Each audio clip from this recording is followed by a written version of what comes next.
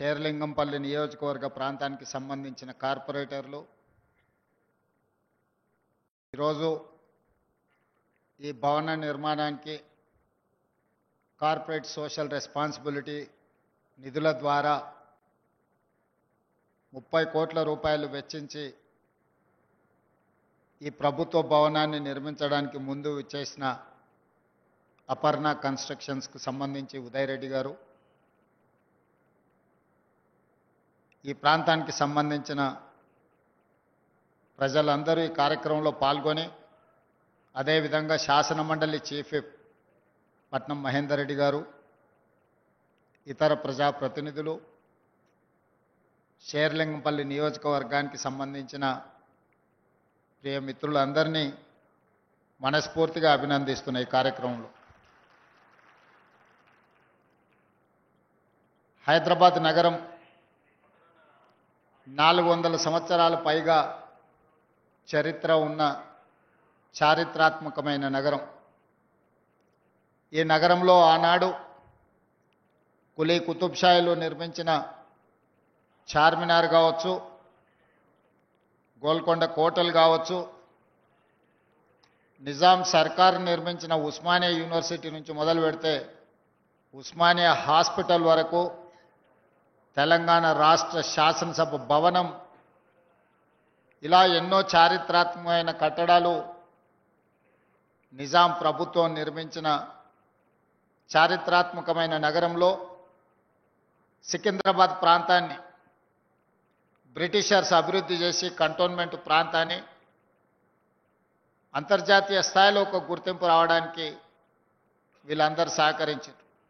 ఆ తర్వాత ముఖ్యంగా మాదాపూర్, కొండాపూర్, గచ్చిబౌలి, శేర్లింగంపల్లి, గోపన్పల్లి, వట్టినగులపల్లి వరకు ఈ ప్రాంతాన్ని అభివృద్ధి చేయడానికి 94 నుంచి 2014 వరకు ఆనాటి ముఖ్యమంత్రులు చంద్రబాబు నాయుడు గారు, డాక్టర్ వైఎస్ రాజశేఖర రెడ్డి గారు ఈ ప్రాంతాన్ని అభివృద్ధి చేయడంలో 100 సంవత్సరాల నుంచి వీళ్ళందరూ నిర్విరామంగా కృషి చేయడం వల్ల ఈరోజు ప్రపంచ చిత్రపటంలో ఒక గొప్ప నగరంగా మన నగరానికి కీర్తి ప్రతిష్టలు దక్కినాయి. అదేవిధంగా ఆనాడు టీడీపీ, కాంగ్రెస్ ప్రభుత్వాలు తీసుకొచ్చిన విధానాలలో ముఖ్యంగా ఈరోజు మనందరం రాజీవ్ గాంధీని గుర్తు చేసుకుంటున్న సందర్భం. గచ్చిబౌలి ప్రాంతం ఫైనాన్షియల్ డిస్ట్రిక్ట్ కావచ్చు, లేకపోతే నాలెడ్జ్ పార్క్ ప్రాంతం కావచ్చు, రాయదుర్గం ప్రాంతం కావచ్చు, ప్రపంచంలో ఉండే 500 ఫార్చ్యూన్ కంపెనీలలో 85 ఫార్చ్యూన్ కంపెనీలు ఈరోజు ఈ ప్రాంతంలో వాళ్ళ కార్యక్రమాలను నిర్వహిస్తున్నాయి. ఐటీ దిగ్గజాలైన ఇన్ఫోసిస్, మైక్రోసాఫ్ట్ నుంచి మొదలు పెడితే గూగుల్ లాంటి సంస్థలు ఈరోజు ఇక్కడ అత్యధిక ఉద్యోగ అవకాశాలు కల్పించిన టీసీఎస్, హెచ్సిఎల్, కాగ్నిజెంట్ లాంటి సంస్థలు ఈ ప్రాంతంలో లక్షలాది మంది సాంకేతిక నిపుణులు, ముఖ్యంగా గ్రామీణ ప్రాంతాలలో నుంచి చదువుకున్న యువకులు ఈరోజు ఐటీ రంగంలో రాణిస్తున్నారంటే ఆనాడు దేశానికి రాజీవ్ గాంధీ గారి కంప్యూటర్ని పరిచయం చేసిండు. వారి మిత్రుడు శామ్ పిట్రోడా టెక్నాలజీ రంగంలోనే కాదు, టెలికాం రంగంలో ఈరోజు మనం ఇంటర్నెట్ అంటున్నాం, వైఫై అంటున్నాం, కంప్యూటర్ అంటున్నాం, క్వాంటమ్ అంటున్నాం, రకరకాల పదాలు మనం పలుకుతున్నామంటే ఆనాటి ప్రధానమంత్రి రాజీవ్ గాంధీ గారు ఈ దేశానికి కంప్యూటర్ని ఇంట్రడ్యూస్ చేయడమే కాదు, వారి వారసత్వంగా ఈ దేశ ప్రధానమంత్రి పివి నరసింహారావు గారు బాధ్యత చేపట్టిన తర్వాత మొట్టమొదట హైటెక్ సిటీని, ఐటీ స్పెషల్ ఎకనామిక్ జోన్ని ఆనాడి ఉమ్మడి ఆంధ్రప్రదేశ్కు వారు మంజూరు చేసింది. మొట్టమొదట హైటెక్ సిటీకి పునాది రాయి నేదురుమల్లి జనార్దన్ రెడ్డి గారు ముఖ్యమంత్రిగా ఉన్నప్పుడు పి జనార్దన్ రెడ్డి గారు ఈ ప్రాంతానికి ప్రాతినిధ్యం వహిస్తున్నప్పుడు మొట్టమొదట శిలాఫలకం వేయడం జరిగింది. వివిధ కారణాల చేత హైటెక్ సిటీ నిర్మాణం జరగక తిరిగి చంద్రబాబు నాయుడు గారు ముఖ్యమంత్రిగా బాధ్యతలు చేపట్టిన తర్వాత మన ప్రాంతం అభివృద్ధి చెయ్యాలి అనంటే మన రాష్ట్ర విద్యార్థులు కర్ణాటకనో మహారాష్ట్రకు పోయి ఇంజనీరింగ్ చదువుకోవడం కాదు, మన ప్రాంత విద్యార్థులు ఇక్కడనే ఇంజనీరింగ్ గ్రాడ్యుయేట్స్గా చదువుకొని కంప్యూటర్ సైన్స్ని అవసోపాన బట్టి కంప్యూటర్ నిపుణులుగా రాణించాలి అని వారు తీసుకొచ్చిన మార్పులు, వారు నిర్మించిన హైటెక్ సిటీ ఈరోజు మనకు లక్షలాది కోట్ల రూపాయల ఆదాయాన్ని రాష్ట్రానికి తెచ్చిపెట్టడమే కాదు, ఈరోజు ప్రపంచంలో ప్రసిద్ధిగాంచిన కంపెనీలు ఈ ప్రాంతానికి రావడం జరిగింది. ఈరోజు ఈ ప్రాంతంలో ఉన్న గచ్చిబౌలి స్టేడియంస్ కావచ్చు, ఈ పక్కలో ఉన్న ఎంఆర్ సంస్థ నిర్మించిన బోల్డర్ హిల్స్ కావచ్చు, ఈ ప్రాంతంలో ఉన్న ఐటీ కంపెనీలు కావచ్చు, ఆనాటి ముఖ్యమంత్రులు దూరదృష్టితోని ఈ ప్రాంతం అభివృద్ధి చెందాలంటే చదువుకున్న యువకులకు ఉద్యోగ ఉపాధి అవకాశాలు రావాలి, అప్పుడే వ్యవసాయం ఒక్కటే మనకు జీవన ఆధారం కాదు. కుటుంబంలో నలుగురు అన్నదమ్ములు ఉంటే ఒకరు వ్యవసాయం చేయాలి, ఇంకొకరు వ్యాపారం చేయాలి, ఇంకొకరు ఐటీ రంగంలో రాణించాలి అని ఆనాడు ఆ ముఖ్యమంత్రులు ఆలోచన చేయడంతో ఈరోజు మనలో లక్షలాది మంది ఐటీ నిపుణులుగా కాదు, అమెరికాలో సిలికాన్ వ్యాలీని మనం ఈరోజు శాసిస్తున్నాం. ఈరోజు అమెరికాలో సంస్థలు నిర్వహిస్తున్న మన ఐటీ నిపుణులు, ఉద్యోగ బాధ్యతలు నిర్వహిస్తున్న మన ఐటీ నిపుణులు ఒకవేళ వాళ్ళు పనిచేయడం ఆపేస్తే అమెరికా యొక్క ఆర్థిక వ్యవస్థనే దెబ్బతినే స్థాయికి ఈరోజు మనం ఎదిగినాం. సత్య నాదెండ్ల లాంటి ప్రపంచ దిగ్గజ కంపెనీలకు సీఈఓలుగా మారినరు మన యువకులు అనంటే ఇది మన అందరికీ గర్వకారణము. ఇంత గొప్ప సాంకేతిక నైపుణ్యాన్ని సాధించిన మనం హైదరాబాదు నగరాన్ని అట్లే వదిలేద్దామా? ఈ నగరంలో చెత్త పేరుకపోవడం, మురికి నగరంగా, వసతులు లేని, వర్షాలు వస్తే నీళ్లు నిండి, చినుకు పడితే ట్రాఫిక్ జామ్లతోని ప్రభుత్వ కార్యాలయాలకు వెళ్తే ఒక నరక కూపానికి వెళ్ళినట్టుగా వాటిని అట్లనే వదిలేద్దామా? లేదు అంటే ప్రపంచానికే ఆదర్శంగా నిలబడిన హైదరాబాదు నగరాన్ని ఒక విశ్వ నగరంగా తీర్చిదిద్దుకుందామా? మీరు ఆలోచన చేయండి. ఈరోజు మూసి ప్రక్షాళన కొంతమందికి ఇష్టం లేదు, భారత్ ఫ్యూచర్ సిటీ నిర్మాణము ఇంకొక కొంతమందికి పసందు కావట్లేదు. ఆనాడు కూడా హైటెక్ సిటీ కట్టినప్పుడు అవహేళన చేసింది.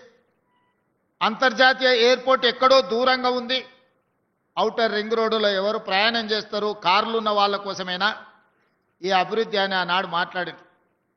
ఆనాడు పి జనార్దన్ రెడ్డి గారు కుండల ప్రదర్శన చేసేటోడు ఎండాకాలం వచ్చిందంటే సచివాలయం ముందు.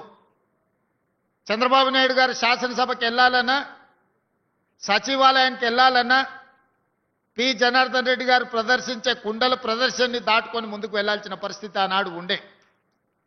అక్కడి నుంచి ఆలోచన చేసి హైదరాబాదు నగర దాహార్తిని తీర్చడానికి నిజాం నిర్మించిన హిమాయత్ సాగర్, ఉస్మాన్ సాగర్ నీరు సరిపోవడం లేదు, మరి నగరానికి వస్తున్న లక్షలాది మంది యొక్క దాహార్తిని తీర్చాలంటే కృష్ణా జలాలను తరలించాలని ఆనాడు కృష్ణా నుంచి, నాగార్జున సాగర్ నుంచి తాగునీటిని తరలించి హైదరాబాదు నగరానికి కృష్ణా జలాలను తరలించారు. ఆనాడు కృష్ణా జలాలు సరిపోవడం లేదని గోదావరి జలాలను గోదావరి నది నుంచి హైదరాబాదు నగరానికి తేవడం జరిగింది. ఇవే కాదు, మంజిరా నుంచి హైదరాబాదు నగరానికి తాగునీటిని తీసుకొచ్చి ఈ ప్రాంతంలో వివిధ రాష్ట్రాలు, వివిధ దేశాల నుంచి ఉద్యోగ ఉపాధి కోసం వచ్చే వాళ్ళకి ఆశ్రమం ఇవ్వడమే కాదు, అన్ని మౌలిక వసతులను ఆనాటి ప్రభుత్వాలు ఏర్పాటు చేయబట్టే ఈరోజు ఈ ప్రాంతం గొప్పగా అభివృద్ధి చెందింది. కానీ ఇది సరిపోదు. ఇది ప్రపంచం ఆశిస్తున్న స్థాయిలో ఇంకా మనం చేయాల్సింది చాలా ఉంది. అందుకే నేను చెప్పిన హైదరాబాదు నగరం బెంగళూరుతోనో చెన్నైతోనో ఢిల్లీతోనో కలకత్తానో ముంబైతోనో పోటీ కాదు. మేము న్యూయార్క్తో పోటీ పడదలుచుకున్నాం, టోక్యోతో పోటీ పడదలుచుకున్నాం, సింగపూర్తో పోటీ పడదలుచుకున్నాం. ఇవాళ ప్రపంచాన్ని మనం కూర్చున్న దగ్గర అరచేతిలో ప్రపంచాన్ని చూడగలుగుతున్న మనం మన నగరాన్ని ప్రపంచ స్థాయి నగరంగా తీర్చిదిద్దుకోవడానికి మనకు చేతనవుతుంది. మనకు సాంకేతిక నైపుణ్యం ఉంది, మన దగ్గర అన్నీ ఉన్నాయి. అన్నీ మనకు ఉన్నప్పుడు కావాల్సింది ఒక్కటే చిత్తశుద్ధి. చిత్తశుద్ధి ఉన్న నాయకుడు ఉంటే ఏమైనా చేయొచ్చని ఈ ప్రాంతాన్ని అభివృద్ధి చేసిన చంద్రబాబు నాయుడు గారు, రాజశేఖర రెడ్డి గారు నిరూపించారు. మరి ఈరోజు మనం ఎందుకు చేసుకోకూడదు? మీరు ఆలోచన చేయండి. ఇవాళ లక్షలాది మంది వివిధ ప్రాంతాల నుంచి ఇక్కడికి వచ్చి శాంతి భద్రతతో కూడుకున్న ఉద్యోగ భద్రత ఈ ప్రాంతంలో మనం ఇవ్వగలిగినము అంటే ఆనాటి ముఖ్యమంత్రులు రచించిన ప్రణాళికలే ఈరోజు మనకు వేదికగా మారినాయి. గచ్చిబౌలి స్టేడియంలో అంతర్జాతీయ క్రీడల్ని మనం నిర్వహించినాం, ఆఫ్రో ఏషియన్ గేమ్స్ నిర్ణయించినాం, కామన్వెల్త్ గేమ్స్కు సంబంధించి ఈరోజు మనం అంత ఇన్ఫ్రాస్ట్రక్చర్ మనం చేసుకోగలిగినాం. ప్రపంచ స్థాయి మిలిటరీ గేమ్స్ మనం ఇక్కడ నిర్వహించుకున్నాం ఆనాడు. కానీ మధ్యలో గచ్చిబౌలి స్టేడియంలన్నీ పెళ్లిళ్లకు పేరంటాలకు వేదికలుగా మారినాయి. క్రీడలలో రాణించి ఒలింపిక్స్లో గోల్డ్ మెడల్ తేవాల్సిన మన ప్రాంతం దాదాపుగా 15 సంవత్సరాలు క్రీడలలో నిర్లక్ష్యానికి లోనైంది. అందుకే ఈరోజు తెలంగాణ రాష్ట్రంలో ప్రజాపాలన ఏర్పాటు చేసిన తర్వాత ఒక పక్కన సంక్షేమ పథకాలను అమలు చేస్తూనే వాయు వేగంగా ఆగిపోయిన అభివృద్ధిని సాంకేతిక నైపుణ్యాన్ని అందిపుచ్చుకొని మన నగరాన్ని అభివృద్ధి చేయాలని ఈరోజు నిర్ణయం తీసుకున్నాం. అందులో భాగంగానే తెలంగాణ రైజింగ్ 2047 అనే ఒక విధానపరమైన ప్రణాళికను సిద్ధం చేస్తున్నాము. 2047కి మనకు స్వతంత్రం వచ్చి 100 సంవత్సరాలు పూర్తి చేసుకోబోతున్నాం. అందుకే రాబోయే 10 సంవత్సరాలలో తెలంగాణ రాష్ట్రాన్ని $1 ట్రిలియన్ ఎకానమీగా రాబోయే 2047కి $3 ట్రిలియన్ ఎకానమీగా అభివృద్ధి చేయాలి. అభివృద్ధి చెయ్యాలి అంటే నగరాన్ని విస్తరించాలి. నగరాన్ని విస్తరించాలి అని అంటే పాత నగరాన్ని, అది ఓల్డ్ సిటీ కాదు, ఒరిజినల్ సిటీ, ఆ ఒరిజినల్ సిటీని ఒక గోల్డెన్ సిటీగా తీర్చిదిద్దాలంటే మూసి ప్రక్షాళన చేసి తీరవలసిందే. గుజరాత్లో సబర్మతి రివర్ ఫ్రంట్ కట్టుకుంటారు, ఉత్తరప్రదేశ్లో గంగా రివర్ ఫ్రంట్ కట్టుకుంటారు, ఢిల్లీలో యమునా నది ప్రక్షాళన చేసుకుంటారు. గుజరాత్ సబర్మతి ప్రక్షాళన చేయొచ్చు, ఢిల్లీ యమునా నది ప్రక్షాళన చేయొచ్చు, ఉత్తరప్రదేశ్ ఈరోజు అక్కడ ఉండే నదులను ప్రక్షాళన చేసుకుంటే మరి హైదరాబాదు నగరంలో ఉన్న హైదరాబాదు నగర ప్రతిష్టను పెంచే మూసీ నది ప్రక్షాళన ఎందుకు చేసుకోకూడదని నేను మిమ్మల్ని అందరూ అడుగుతున్నాను. ఎందుకు అడ్డుపడుతున్నారు? అడ్డుపడుతున్న ఆలోచన ఏంది? వాళ్ళ విష ప్రచారం ఏంది? మూసీ నదిలో మురికిలో బ్రతకాలని ఎవరైనా పేదవాడు కోరుకుంటాడా? ఏ విధి లేనోళ్ళు, ఏ అవకాశం లేనోళ్ళు, ఎక్కడ నివసించడానికి గజం స్థలం దొరకనోళ్ళు ఈరోజు మూసి మురికిలో నివసిస్తున్నారు. వాళ్ళందరికీ ఇల్లు కట్టిద్దాం, వాళ్ళందరికీ వాళ్ళ పిల్లలకు మంచి చదువులు ఇద్దాం, వాళ్లకు మంచి అవకాశాలు కల్పిద్దాం. ఆనాడు రాజీవ్ స్వగృహ ద్వారా మధ్యతరగతి కుటుంబాలకు ఇంటి కళ, సొంత ఇంటి కళను ఆనాడు రాజీవ్ స్వగృహ ద్వారా పట్టణాలలో ఇచ్చినాం. మళ్ళీ మధ్యలో 15 సంవత్సరాలు ఆగిపోయింది. డబుల్ బెడ్రూమ్ అనే ఆశ చూసినాం, అది ఆకాశంలోనే కనిపించింది. అహనా పెల్లంటలో కోట శ్రీనివాస్ గారు కోడి పైన కట్టి కింద తెల్లబువ్వ తిన్నట్టు డబుల్ బెడ్రూమ్ ఇల్లు మనకు అహనా పెల్లంటలో ఏలాడదీసిన కోడిలాగా కనిపించింది తప్ప మనకెవరికి అందుబాటులోకి రాలేదు. అందుకే ప్రక్షాళనతో పాటు పారదర్శకమైన పరిపాలనతో పాటు మధ్యతరగతి సగటు జీవికి రాజీవ్ స్వగృహ ద్వారా మళ్ళీ ఇండ్ల పట్టాలు, ఇండ్లు ఇవ్వాలన్న ఆలోచన చేయడమే కాదు, మా మంత్రులు శ్రీనివాసరెడ్డి గారికి, మా శ్రీధర్ బాబు గారికి నేను సూచన చేస్తున్నా, పేదల కోసం స్థలాలు వెతకండి. వాళ్లకు సరసమైన ధరలకు ఇంటి స్థలాలు ఇవ్వడమే కాదు, ఇల్లు కట్టుకోవడానికి అవసరమైన సహాయాన్ని అందించాల్సిన బాధ్యత మన అందరి మీద ఉన్నది. ఈరోజు 100 కోట్లకు పైగా ఎకరం ఈ ప్రాంతంలో భూమి అమ్ముడుపోతుంది. మరి కోటీశ్వరులు మాత్రమే కొనుక్కోగలరు. మధ్యతరగతి సగటు జీవి సొంత ఇంటి కళ ఎప్పుడు నెరవేరాలి? సగటు జీవుల గురించి ఈరోజు ఆలోచన చేయాలి. సగటు జీవులకు సొంత ఇంటి కళ నెరవేరాలి అంటే నగరం విస్తరించాలి. నగరం విస్తరించాలంటే రీజనల్ రింగ్ రోడ్డు రావాలి, రేడియల్ రోడ్స్ రావాలి, మెట్రో రైలు విస్తరణ జరగాలి. అదేవిధంగా మూసీ ప్రక్షాళన జరగాలి. మూసీలో ఎలివేటెడ్ కారిడార్ రావాలి. మూసీ ప్రాంతం ఈరోజు మనకు ఐటీ అర్ధరాత్రి రాత్రి పొద్దున ఇక్కడ చీకటి అవుతే అమెరికాలో తెల్లారుతుంది. మరి అమెరికా వాళ్ళతో కలిసి పనిచేయాలంటే రాత్రి కూడా ఇక్కడ పనిచేయాలి. ఇక్కడ పనిచేసిన వాళ్ళు భోజనం చేయాలంటే ఎక్కడికి వెళ్ళాలి? ఇవాళ అందుకే హైదరాబాదు నగరంలో మూసి ప్రక్షాళన చేసి, మూసి సుందరీకరణ చేసి, మూసి నదిని పునరుజ్జీవింపజేసి ఆ ప్రాంతంలో నైట్ ఎకానమీని ఈరోజు ప్రారంభించాలనుకుంటున్నాం. రాత్రి మొత్తం అక్కడ వ్యాపారాలు జరగాలి. నిరుద్యోగ యువకులకు ఉపాధి అవకాశాలు ఇవ్వాలి. ఆ ప్రాంతంలో వ్యాపారాలు జరగాలి. ఉదయం 6 నుంచి సాయంత్రం 6 వరకు ఒక షిఫ్ట్లో మనం పనిచేస్తే సాయంత్రం 6 నుంచి తెల్లారి ఉదయం వరకు మూసీ నది పరివాహక ప్రాంతంలో పట్టపగలు మనం ఉద్యోగం చేసుకోవడానికి, పట్టపగలు మనం వ్యాపారం చేసుకోవడానికి ఎన్ని వసతులు ఉంటాయో ఒక నైట్ ఎకానమీని మూసీ పరివాహక ప్రాంతంలో ఈరోజు మనం ప్రారంభించాలనుకుంటున్నాం. అది చెయ్యాలంటే అక్కడ ఎలివేటెడ్ కారిడార్ రావాలి, అక్కడికి మెట్రో రైలు రావాలి, అక్కడ మూసీలో ఉన్న మురికిని తొలగించాలి. ఈరోజు మూసీలో మురికి తొలగించాలి అంటే వానలు వచ్చినప్పుడు వరదలు రావడము, మన కాలనీలలో ఉన్న బురద మూసీలో కొట్టుకుపోవడం కాదు. గోదావరి జలాలను 20 టీఎంసీలు తీసుకొచ్చి ఉస్మాన్ సాగర్, హిమాయత్ సాగర్లో ఆ నీటిని ప్రవహింపజేసి 365 రోజులు మూసీలో నీళ్లు ఉండేటట్టుగా రివర్ ఫ్రంట్ డెవలప్ చేయడం ద్వారా మన తెలంగాణ రాష్ట్ర ఎకానమీని ఈరోజు ప్రపంచంతో పోటీ పడే విధంగా తీర్చిదిద్దాలనుకుంటున్నాం. వీటన్నిటితో పాటు ఈరోజు రిజిస్ట్రేషన్ కార్యాలయాల గురించి మిత్రులు శ్రీనివాసరెడ్డి గారు చెప్పారు. Outer ring road inside core urban region, ఈ కోర్ అర్బన్ రీజియన్లో 39 సబ్ రిజిస్ట్రార్ కార్యాలయాలు ఉన్నాయి. ఇక్కడున్న చాలామంది సబ్ రిజిస్ట్రార్ ఆఫీసులకు పోయి ఉంటారు. కూర్చోవడానికి కూర్చుండదు, నించోవడానికి జగా ఉండదు. గంటల కొద్ది అక్కడ ఉంటే బాత్రూమ్ పోదామంటే ఎక్కడ కనిపించదు.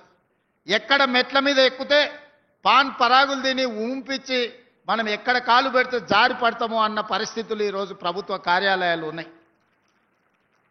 అభివృద్ధి చెందినం అంటున్నాం, ఐటీ దిగ్గజ కంపెనీలు మన దగ్గర ఉన్నాయి అంటున్నాం, మైక్రోసాఫ్ట్, ఇన్ఫోసిస్, గూగుల్ మన దగ్గర ఉన్నాయి అంటున్నాం, హెచ్సిఎల్, కాగ్నిజెంట్, టీసీఎస్ ఇక్కడ ఉందంటున్నాం. కానీ మన బుద్ధి, మన ఆఫీసుల తీరు మారడం లేదు. ప్రపంచ దేశాలకు సంబంధించిన ఎవరు ఇక్కడ వచ్చి ఉన్నా, ఏ ఇల్లు కొనుక్కున్నా, ఎవరైనా పెళ్లి చేసుకుంటే యువ జంటలు ఆఫీసుకు పోతే అక్కడ ఉన్న వాతావరణం చూస్తే ఎందుకురా దేవుడా ఇక్కడికి వచ్చినా అనుకునే పరిస్థితి ఆ యువ జంటకు ఈరోజు కనిపిస్తుంది. ఇవాళ పెళ్లిళ్ళు చేసుకున్న వాళ్ళు రిజిస్ట్రేషన్ చేసుకోవాలి. సాఫ్ట్వేర్ ఉద్యోగి అమెరికాలో ఉంటే భార్యను తీసుకెళ్లాలంటే పెళ్లి నమోదు చేయించుకోవాలి, అధికారిక పత్రం తీసుకోవాలి.